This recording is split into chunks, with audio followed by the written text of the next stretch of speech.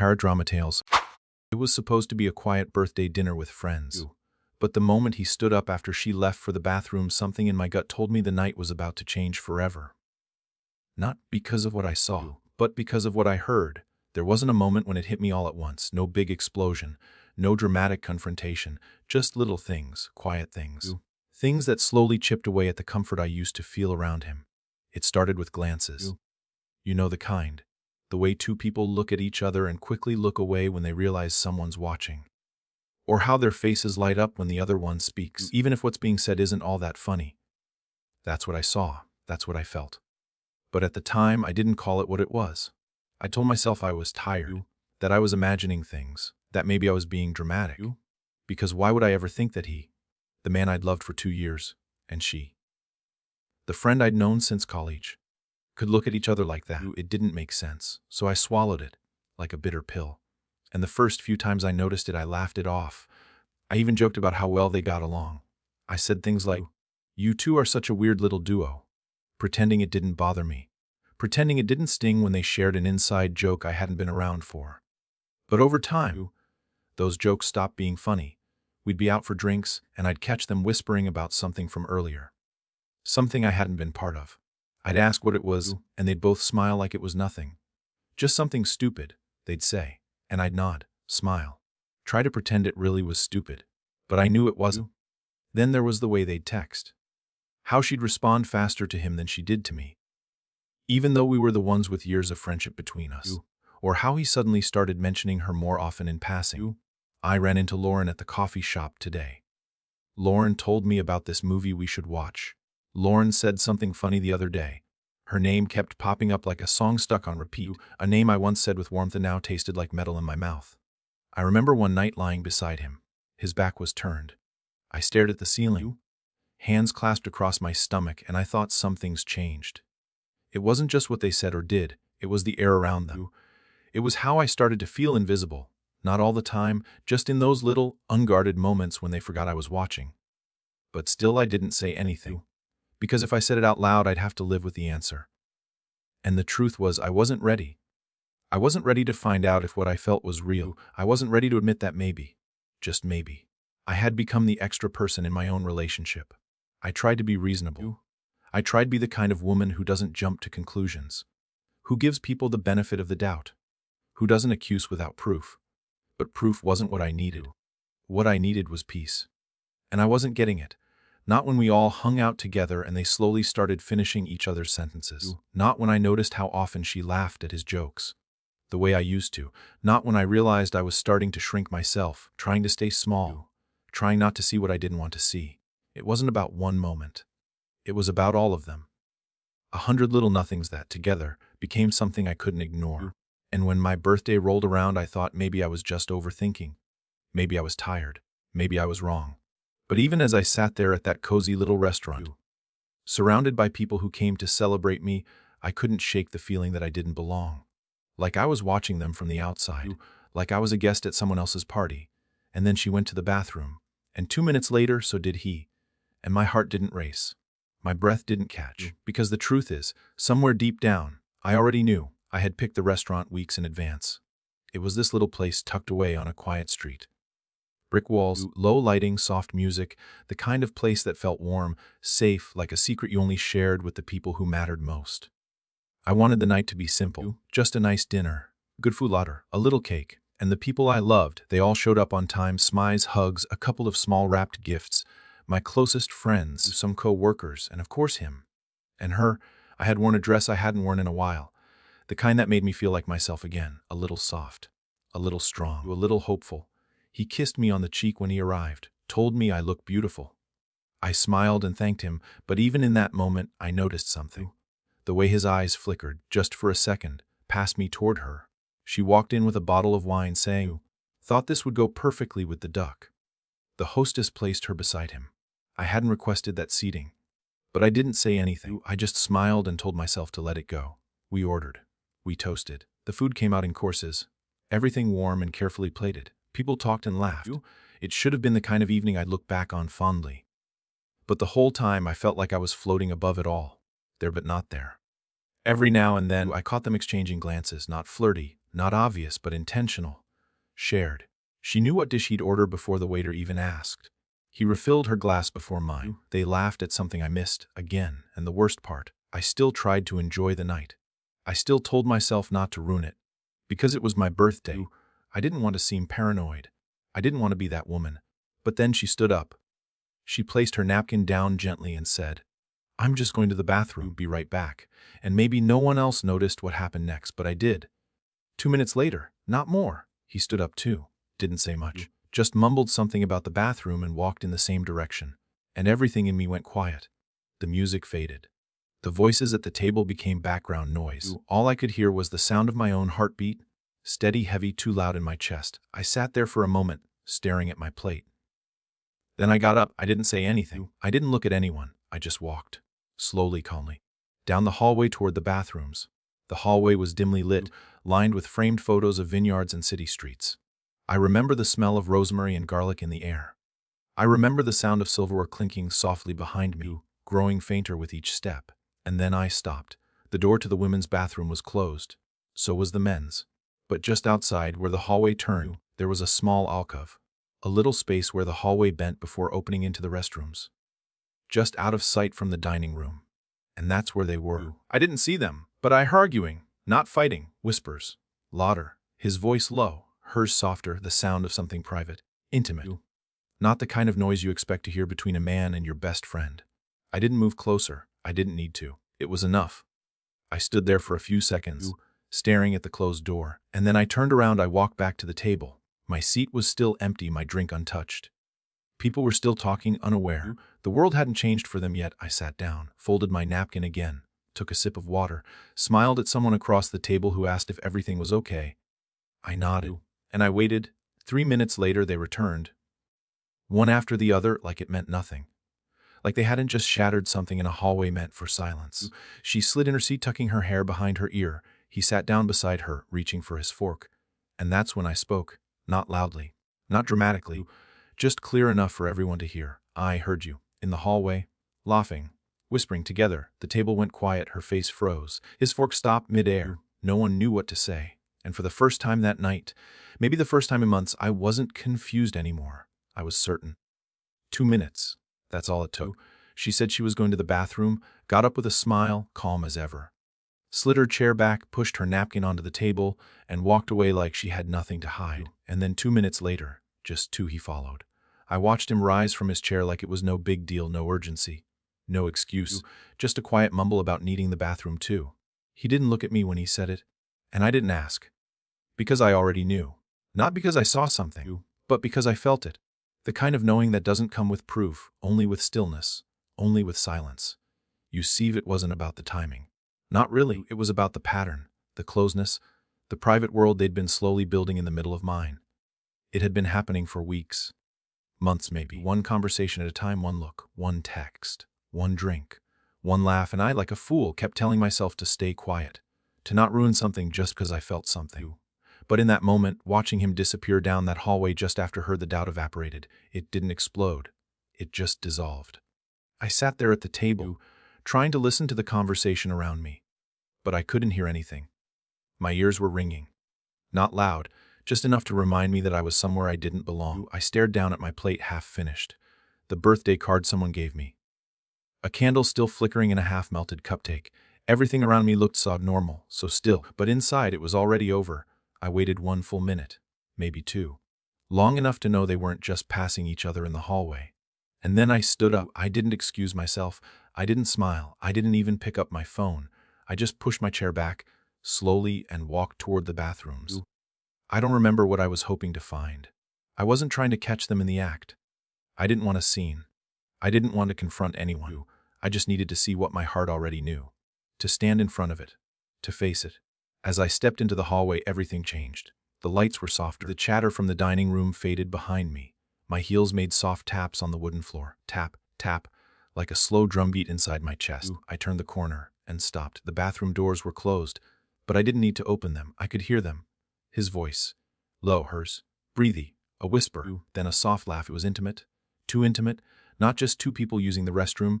Not just coincidence. This was planned, or practiced, or familiar. And I stood there, frozen, just outside the frame of their world. I didn't knock. I didn't speak. I just stood there and let it hit me. The truth I'd been trying to outrun. And when I had heard enough, when the silence between their words became louder than the words themselves, I turned around. I walked back toward the table, past the kitchen, past the servers carrying birthday desserts and champagne flutes. I walked slowly, with purpose, like a woman who finally understood that pretending was no longer an option. The table came back into view, still full of friends, still unaware, and I sat back down, steady hands, blank face, heartbeat in my ears. A few minutes later, they returned. She came first, sliding into her seat with practiced ease, fixing her lipstick, laughing at something one of our friends said. He followed right after, calm, relaxed, settling back beside her as if nothing had happened, as if I hadn't just heard them, as if I didn't already know, and I waited for someone to say something, for one of them to slip, but they didn't, so I did. "I heard you," I said softly, "in the hallway." Together, and just like that, the night changed. He froze, she froze, the air cracked. No one knew where to look. But I did. I looked straight ahead into the quiet, into the weight of what had finally come to light. 2 minutes. That's all it took. And I would never look at either of them the same again. The hallway was longer than I remembered. It wasn't wide, maybe 5 feet across, with dark wood floors that creaked just slightly beneath your steps. The lights above were dim and golden, casting soft shadows on the framed artwork lining the walls. Scenes of vineyards and narrow Italian streets, romantic, curated, cozy.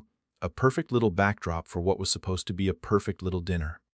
But as I walked, each step felt like I was leaving something behind, like I was walking out of a dream and into something colder. I didn't rush. There was no point. Because this walk, it wasn't about catching them. It was about finally catching up with myself.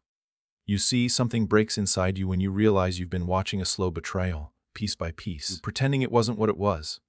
You tell yourself you're imagining things. You try to be gracious. You try to trust. But deep down, you know. You've always known. And the longer you ignore it, the heavier it becomes. By the time I reached the turn at the end of the hallway, I already knew what I would find. I could hear their voices before I even stopped walking. I couldn't make out the words, just the rhythm of them. Laughter, a low murmur, a pause. Another soft laugh, then silence. Not bathroom sounds, not awkward conversation between two people who bumped into each other outside the restroom. This was different.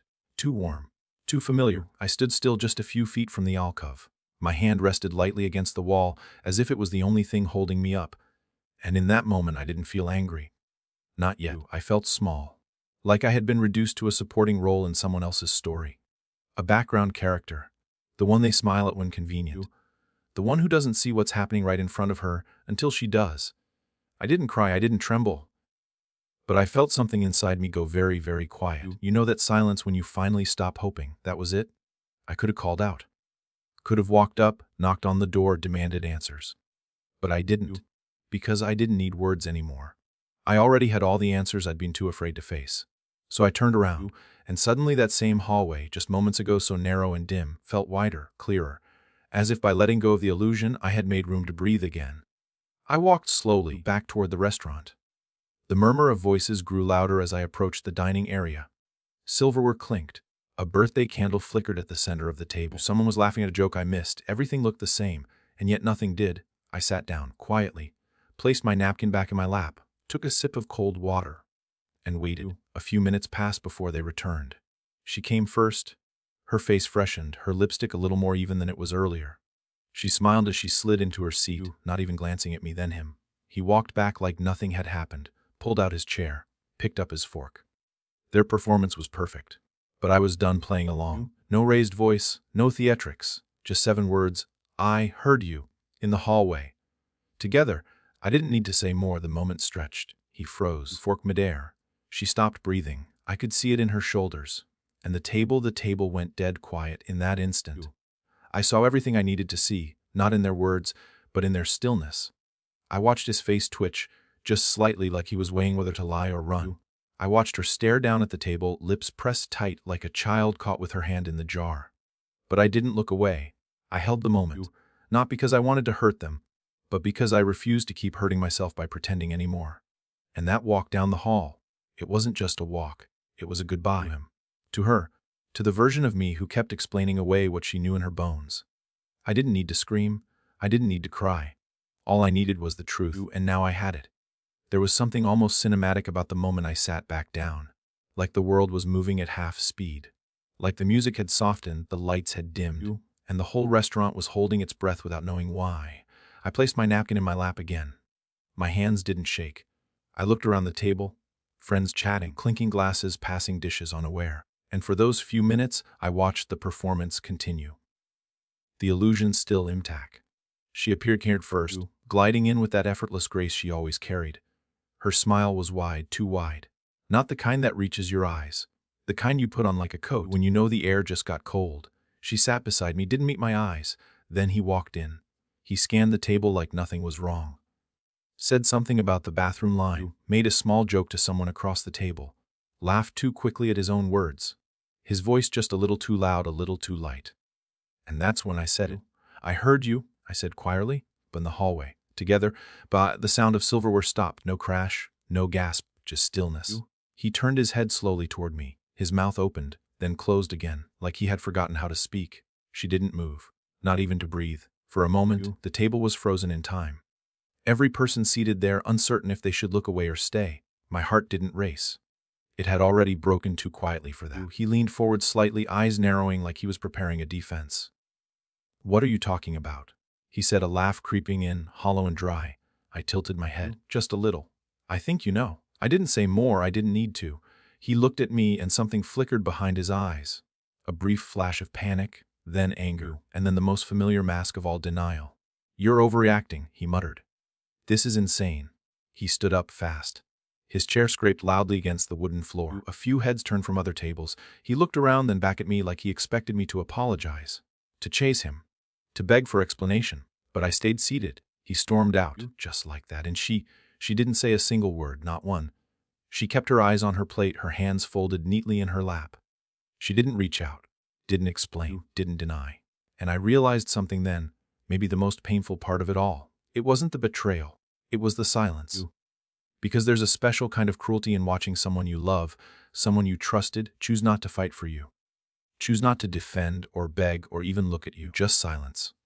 Just surrender. I sat there for another minute, letting the air settle, letting the shame spread across the table like spilled wine. No one said anything.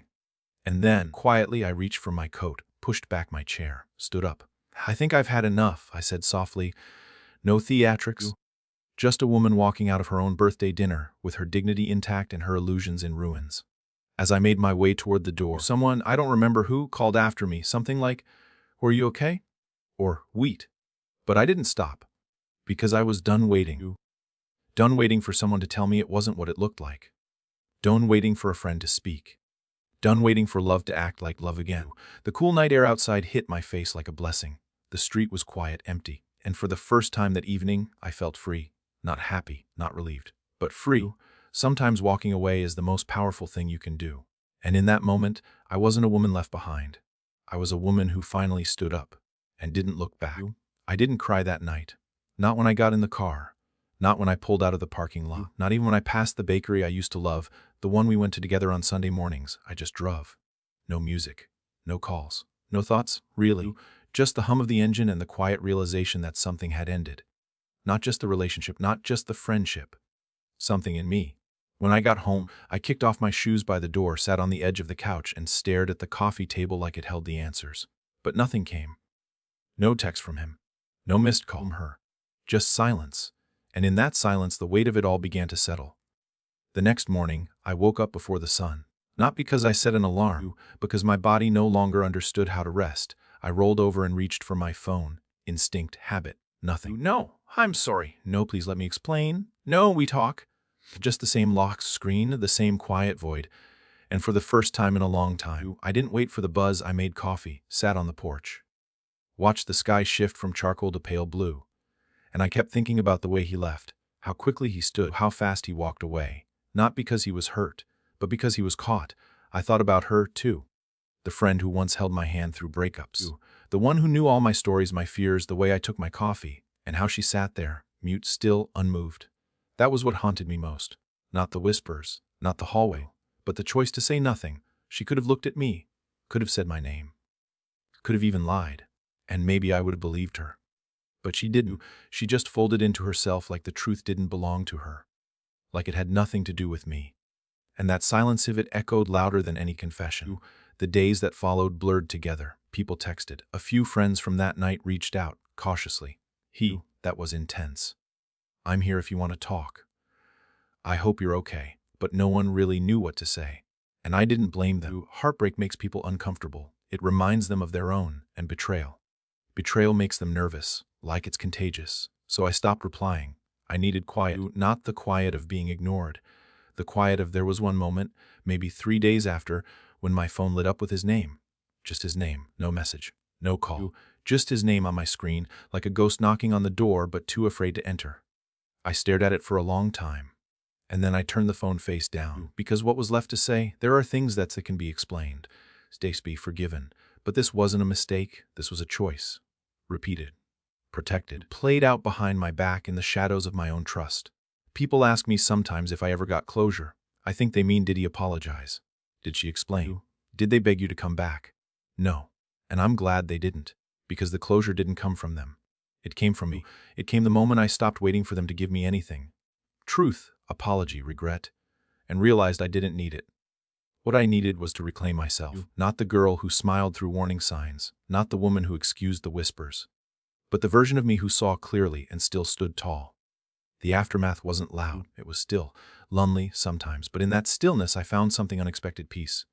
Not all at once, not clean or pretty, but real. It came slowly. In the mornings I didn't reach for my phone. In the evenings I cooked for one without sadness. In the long walks where I no longer rehearsed what I'd say if I ran into them. And in the mirror, one day, when I looked and thought you came back to yourself. And that was enough. There's a certain kind of relief that comes after heartbreak. It doesn't show up right away. It hides beneath the etch, beneath the silence, beneath the 100 little memories that play like background noise. But eventually, slowly, it rises. And when it does, it doesn't bring joy, it brings clarity. That's what happened to me. Because when everything settled, when the birthday candles had burned out, when the silence between us turned permanent, I finally looked back and saw it all. Every sign, every flicker, every moment I knew and didn't let myself know. It's strange how much we ignore in the name of love. How many little gut feelings we brush off with phrases like, I'm just overthinking, or she'd never do that, or I'm probably being dramatic. But gut feelings, they don't shout. They whisper, and they wait. They waited in the way she always found her seat next to him, no matter where we were.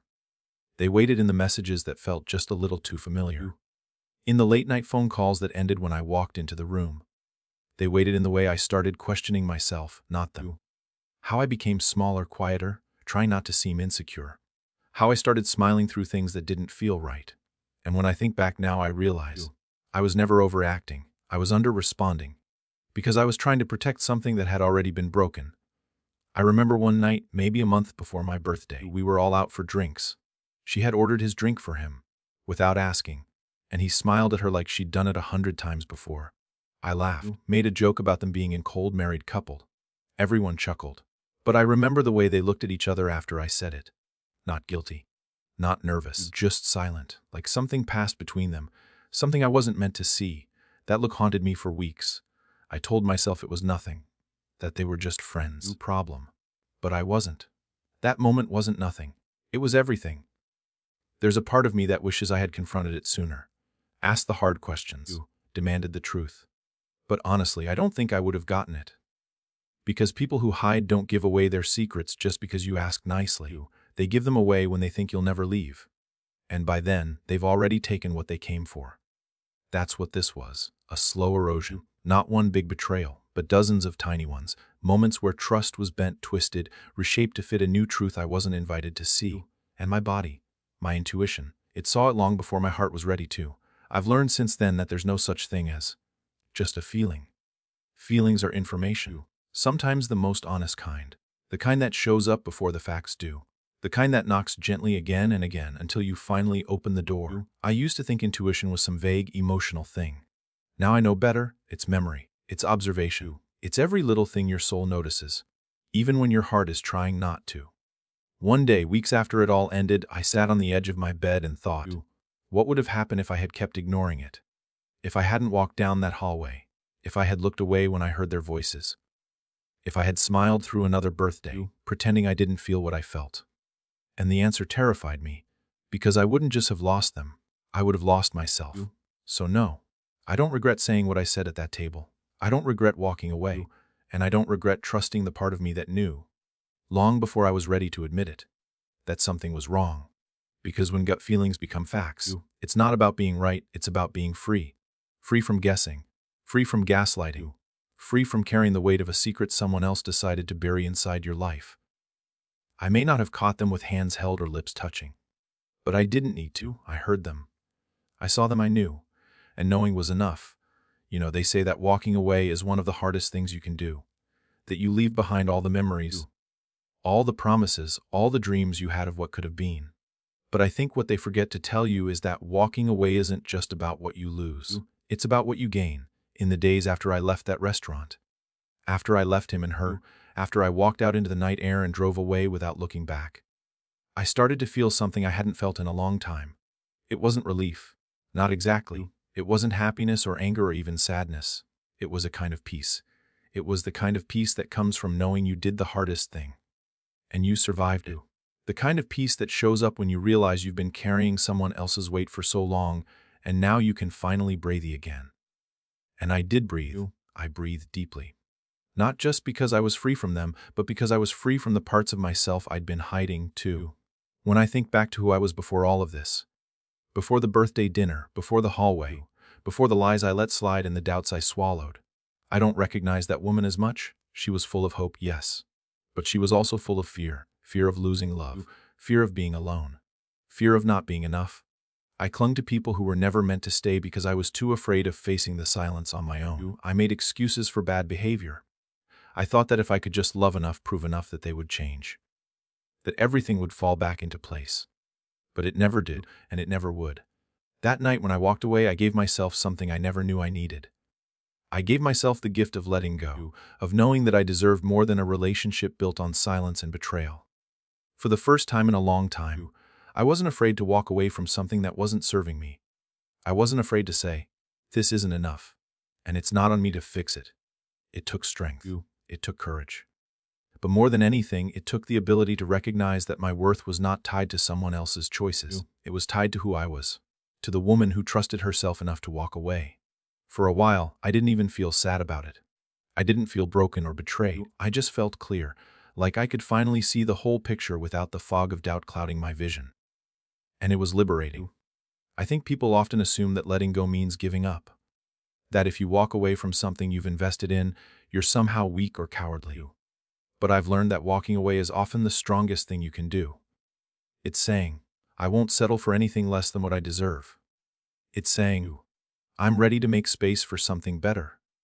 It's saying, I trust that the right things will find their way to me, and I don't have to keep fighting for what's already gone. In the weeks that followed, I found myself rediscovering small pieces of who I was before. I started spending time doing things I loved but had pushed aside. Reading in the mornings with a cup of tea, going for long walks with no destination in mind.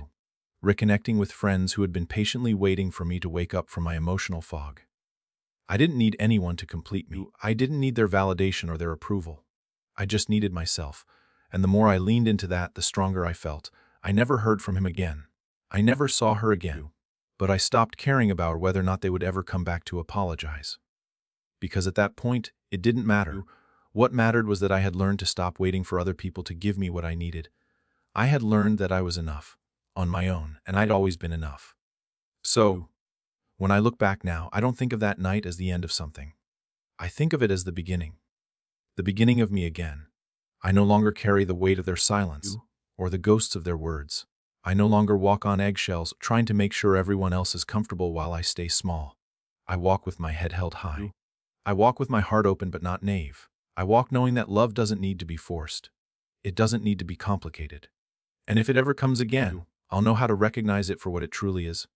Pure, true, and worthy of every step I take toward it. Walking away wasn't easy, but it was worth it. Because sometimes, the greatest gift you can give yourself is the courage to walk out of a situation that no longer serves you. And that gift, it's priceless. I sit here now, looking back at everything, and I realize I'm not the same person I was when this all started. The woman who walked into that restaurant smiling and hopeful is long gone. But the woman who walked out, she's stronger, wiser, more sure of herself than ever before. You see, sometimes the hardest thing you'll ever do is to walk away. Not because you're afraid or because you don't love anymore, but because you finally realize that the most important person you need to love and protect is yourself. I didn't just walk away from him. I didn't just walk away from her. I walked away from a life I had been holding onto out of fear, out of insecurity, out of the belief that I wasn't enough on my own. But walking away gave me the freedom I didn't even know I needed. And in that freedom, I found peace. Not right away, but it came. Slowly, quietly, it came the day I stopped blaming myself. The day I realized that I wasn't broken. The day I understood that my worth didn't depend on anyone else's love or approval. It depended on me. It's hard to walk away from something that you thought was yours. Your relationship, your best friend, the life you had built together. But the truth is, sometimes the best thing you can do for yourself is to let go of what isn't serving you anymore. To trust that the universe has better things in store.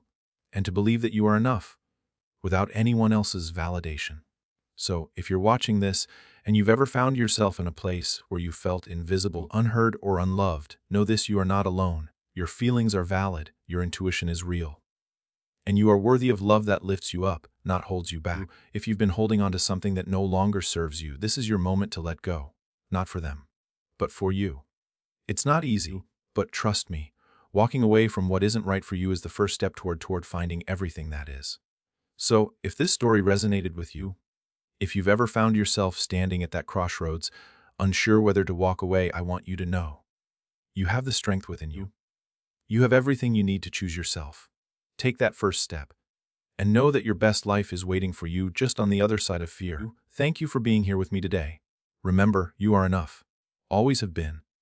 If this video touched you, share it with someone who might need to hear this message. Subscribe for more stories of hope, healing, and self-discovery. And don't forget to leave a comment below. What did you learn from this journey? I'd love to hear your thoughts.